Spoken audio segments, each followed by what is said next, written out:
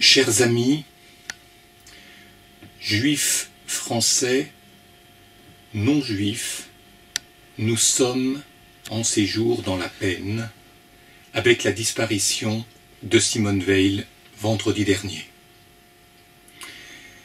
Simone Veil représente beaucoup de choses pour nombre d'entre nous.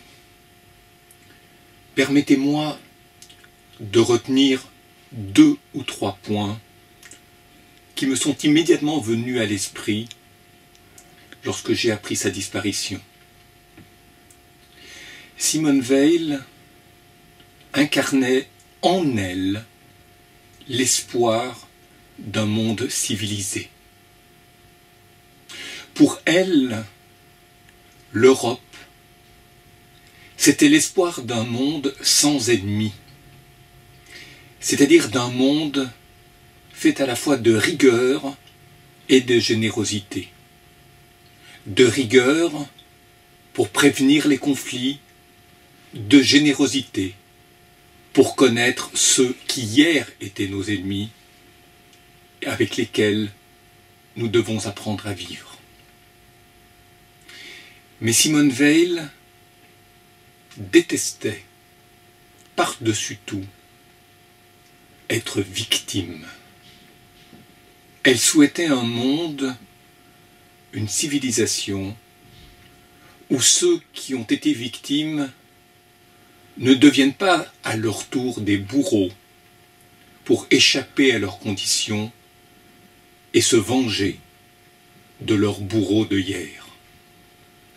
Par contre, elle souhaitait avec dignité, avec exigence, réussir un projet qui permette à nos ennemis de hier de trouver en nous une source d'espérance, une volonté de s'élever, une volonté de connaître, une volonté d'élargir les mondes très étroits dans lesquels très souvent nous nous enfermons avec complaisance. Alors c'était d'abord cela, Simone Veil.